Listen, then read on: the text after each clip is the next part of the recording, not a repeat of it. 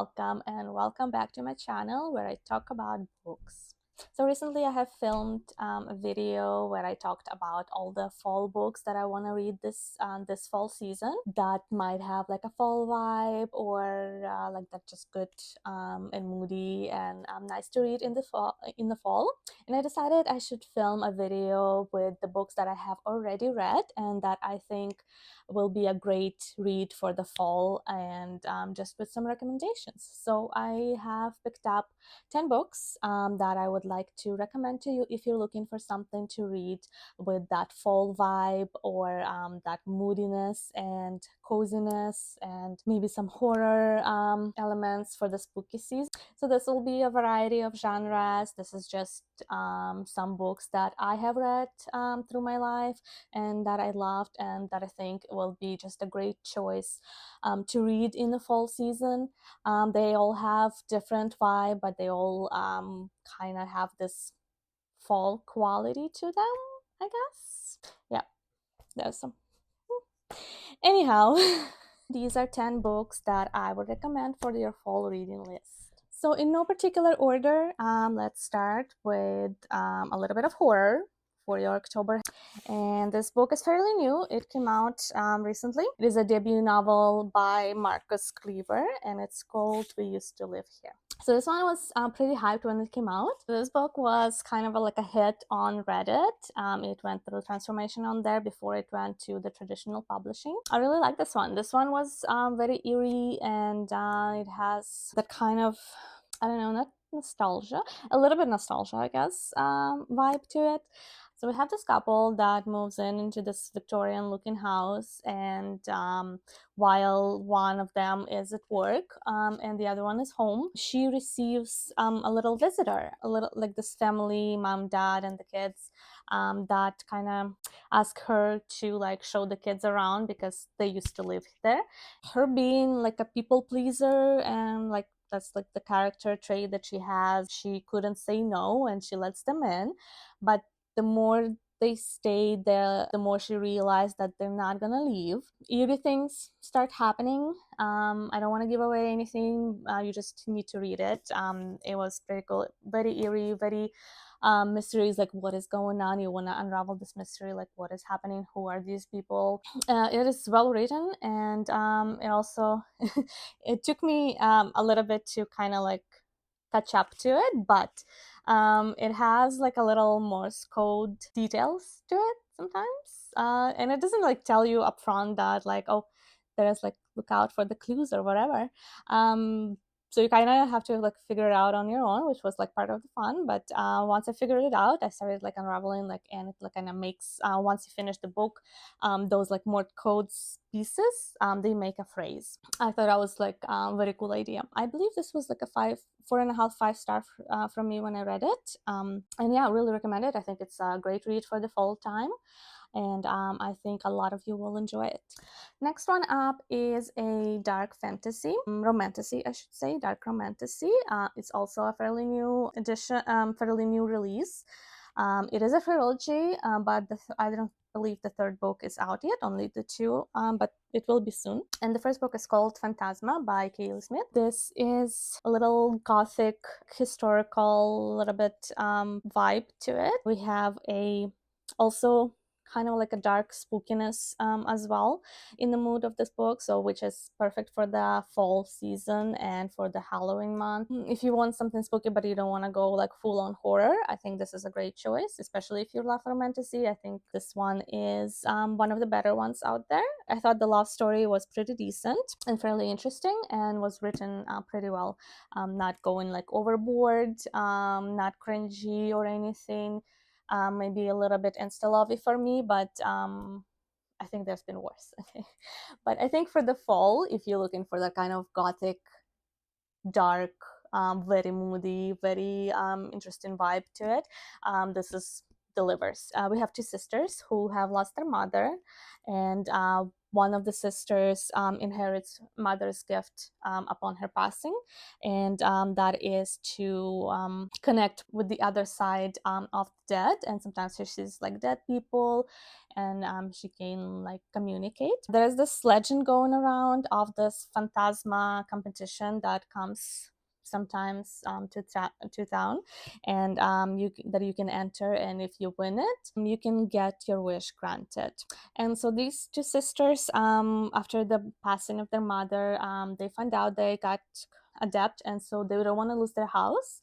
Also, the setting is like in New Orleans, which is, I think, also like it's instantly atmospheric. Sorry, I'm bad with names, so I keep forgetting names. But like the one of the sisters. Okay, let me see. So we have Ophelia and, oh gosh, what's her name? And Genevieve. Okay, we have Ophelia and Genevieve.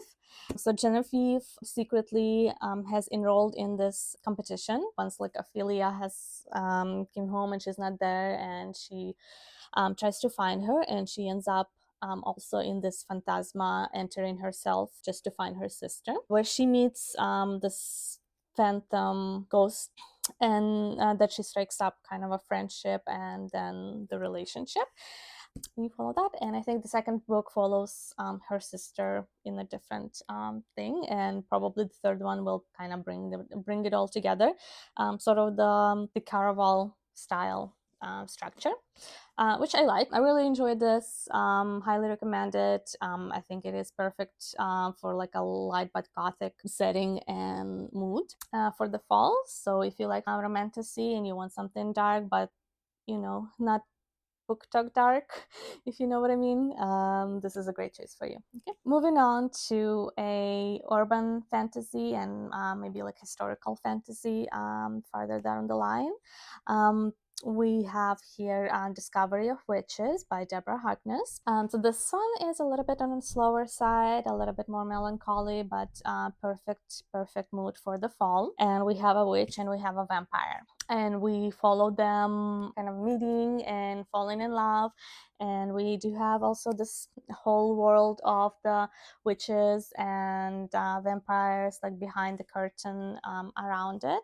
We have Diana Bishop, who is a scholar and doing her work in Oxford in the library, where she stumbles onto this like a magical scroll.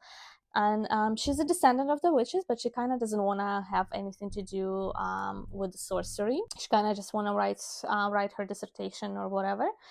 And her finding the scroll kind of sets up a stir in the magical community, which brings to her the attention of Matthew, who is a vampire. And obviously this is a romance between them, but it's also so much more, because there's also historical fiction, and we have dark academia settings and vibes here as well. And I think this is just like everything comes together, and this is like the perfect book for the fall. I have read the first one so far, and I will be continuing the trilogy at some point when I'm more in the mood for it.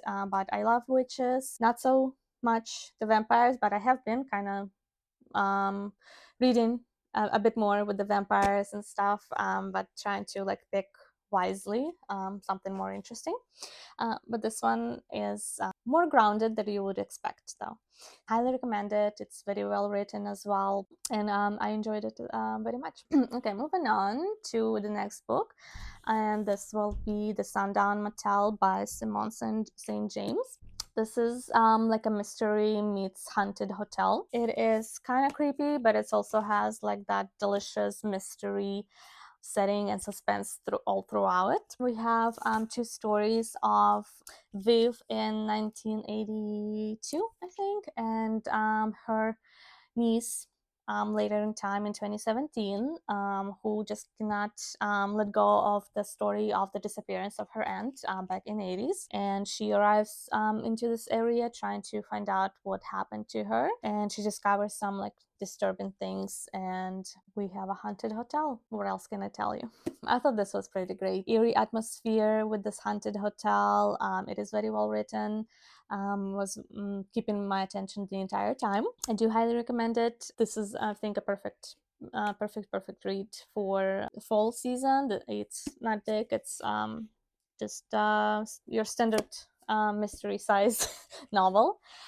So it won't take you long to read it as well. So the next one is one of my all-time favorite books, and I will never stop recommending it, and I will never stop recommending the author. And the author is, of course, Taylor Jenkins Reid, and her The Seven Husbands of Evelyn Hugo. As much as it's nothing like specifically fall to it, but I think it's the melancholy of the mood, I guess, of the book that just kind of pulls you in, and that I think will be like a perfect read to just like cuddle up with your blankets and like have some cup of tea and just dive into the story of Evelyn, this starlet from the 30s, the it girl of that time, the Hollywood star, who had 7 husbands in her life, and who now, when she's already old, decides to kind of tell her story to this journalist, and who she picked to write her memoir. This is the book that kind of put Taylor Jenkins Reid on the map of the big names, the bestsellers in publishing. This was heartbreaking. This makes you think in some at times, makes you cry and laugh and identify with her. I just got myself this like beautiful special edition for this. I'm still waiting on Daisy Jones. Please, publishers, do something nice, because I want to have myself, like for my favorite books, like nice, great, good editions. So I recently found this one, and I thought I really wanted to. It has like this beautiful end pages with this old Hollywood style, right? And it has like 7 rings on the edges to signify the 7 husbands. And also, this is the book that started kind of like the Jenkins Reid universe. So all her following books are set in the same universe, probably different time, different people, but some of them a little bit connected, some of them not, but they are in the same universe. And sometimes she does like a little callbacks to her other books. You don't need to read like other books to enjoy any one single book in this universe, but I do recommend to read it, and I do recommend you to start it with to start like in publishing order with Evelyn Hugo. But if you're not so OCD as I am when I'm reading books in the same universe, I think you can definitely enjoy it separately from each other. This is the book that basically got me into historical fiction and just like literary fiction in like in general. This is the one like that was very hyped, and I decided to check it out, even though it did not seem like my thing at all, and I ended up loving it and just like flying through it. Got me very emotional. And yeah, this is the one that also kind of got me to check out more of her other books, which is also great. But if you pick up like any other book, you're not going to be like lost completely. But if you do start with this one and you go like in order, you will just understand all the references, all the little references in one book, not so little, probably. Highly recommend, not just for the fall reading, but I do think it has like that perfect mood to read in the fall, maybe in September specifically, because like when the summer is ending, the fall is just starting, and I feel like this has that mood that will get you like transitioned perfectly. So another one of my all-time favorite books, this time this is a mystery genre. It's a classic murder mystery, and it is The 7 Deaths of Evelyn Hardcastle. And I know this, the name sounds eerily similar to the other one, but it could not be any more different than Evelyn Hugo. And this is written by Stuart Turton. This is his debut novel that he worked on for like 10 years, very meticulously, and it kind of shows. He did write a couple more afterwards, but I don't think they quite live up to the quality of this one, even though like the premise is always very interesting. But I felt like the other 2 execution fell a little bit flat for me, and definitely not on the level of this one, but this one was perfect. It also has a little kind of like paranormal sci-fi twist to it. So we have a murder of Miss Evelyn Hardcastle, the titular character, so to speak. The setting is also like historical mystery, like the classic Agatha Christie kind of a vibe to it. But we have our main character who relives the same day of the murder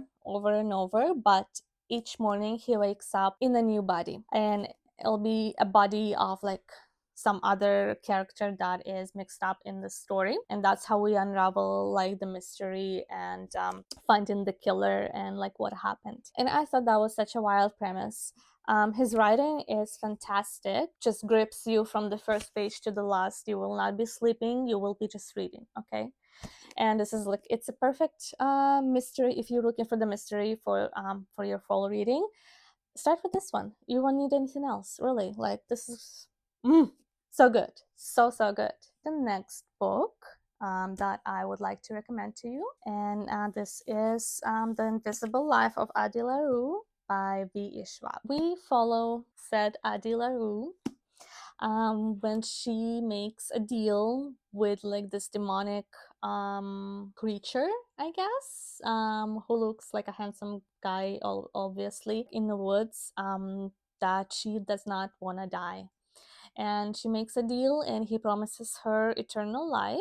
But there is a catch to that, and her eternal life comes with a little side effect. And everybody who meets her, as soon as she leaves the room, they forget about her. And that's how she lives for like centuries, until she walks into a bookstore one day, and she meets this book clerk. And the next day when she comes back, he remembers her. So this is written so beautiful.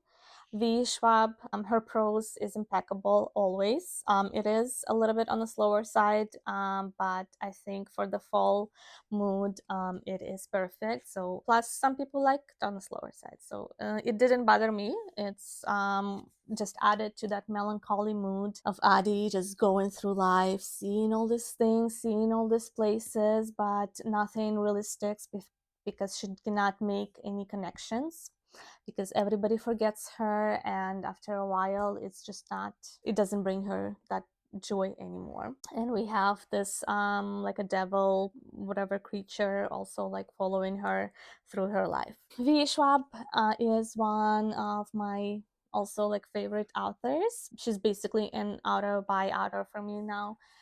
If she writes it, I will obviously read it. I will like probably some more than the others, but when she comes up with anything, I buy it and I read it. I have her other book on my reading list for this fall, the Rare Bones in Midnight Soil, or whatever, the historical vampire romance or something like that. I don't know too much about the premise. I just know she wrote it, and there's like lesbian vampires in it. So that's what I'm gonna be reading. But if you're looking something for yourself, this is I read this one. I love this one that I would recommend to you for your fall reading. If you want some lyrical beautiful writing, if you want some like a little bit of heartbreaking story, a little bit of magical sort of realism, not really realism, but like magic, with some magic into it, highly recommend. Again, like one of my favorites. You will not regret it. Okay, and I do have also some dark academia for you, because of course you have to have something.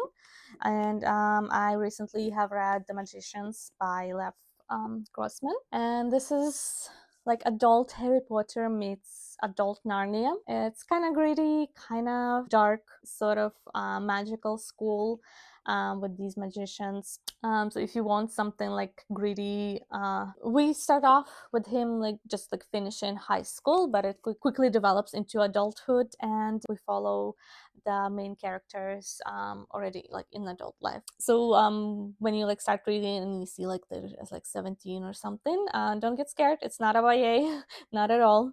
We just kind of start off with like in that point of Quentin's life. So we have Quentin and we have Julia, his friend.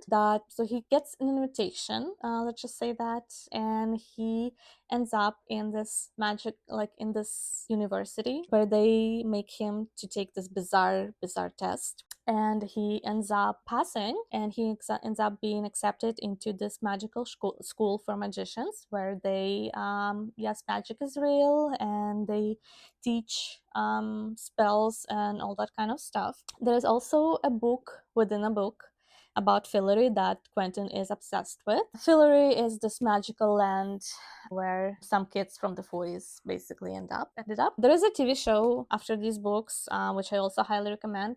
It is a little bit different from the books, but also pretty great. I watched the show first, and then I wanted to read the books, but I like the books as well.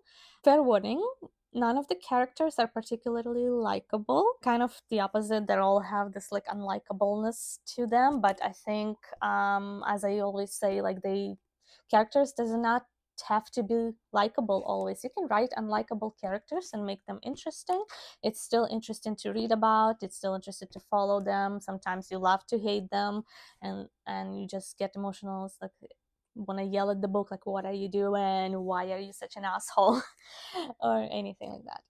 But I liked it. I liked the Julia as well. It has like a little bit of like a found family vibe to it, but the mood, as I said, dark academia. There's this Narnia-esque plots going on.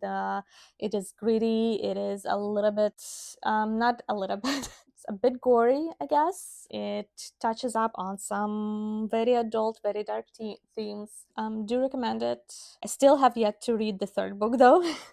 Haven't quite finished it yet, but I will finish it soon as well. But I think for if this is like again the perfect read for like some fall, and is a little bit different from like other dark academias, because it's a little bit more like exactly like on the dark side really, and a little bit on more adult.